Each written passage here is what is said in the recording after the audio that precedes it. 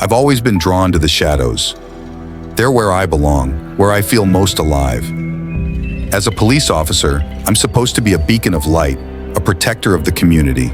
But deep down, I know the truth. The darkness calls to me, whispering secrets that only I can hear. It started innocently enough.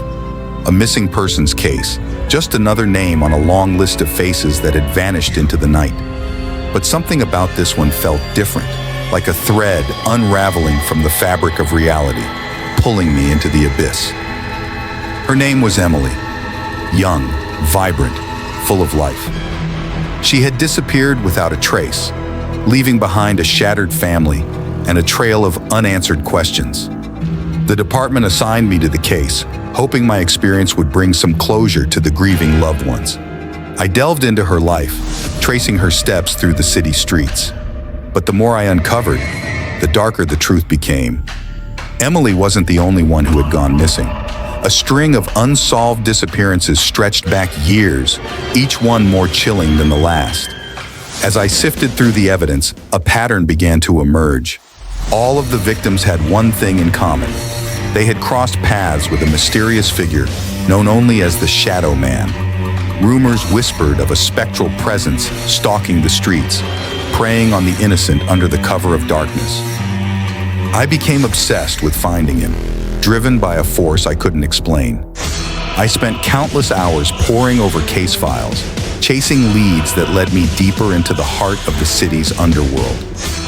But the closer I got to the truth, the more elusive he became, slipping through my fingers like smoke. Then one night, as I patrolled the deserted streets, I saw him.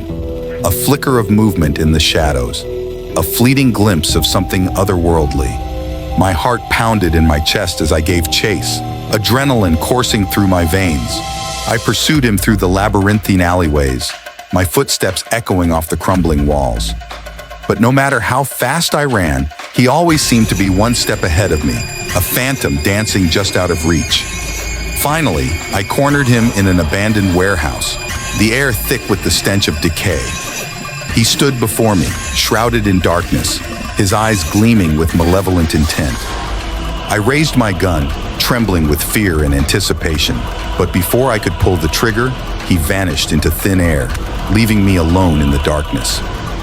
I searched every inch of that warehouse, desperate for answers, but all I found were empty corridors and silent shadows. The truth eluded me once again, slipping through my fingers like sand. But the nightmares didn't stop.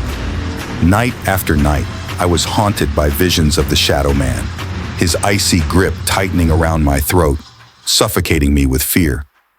I tried to drown out the memories with alcohol and pills, but nothing could silence the screams echoing in the depths of my mind. And then, one by one, the victims began to reappear.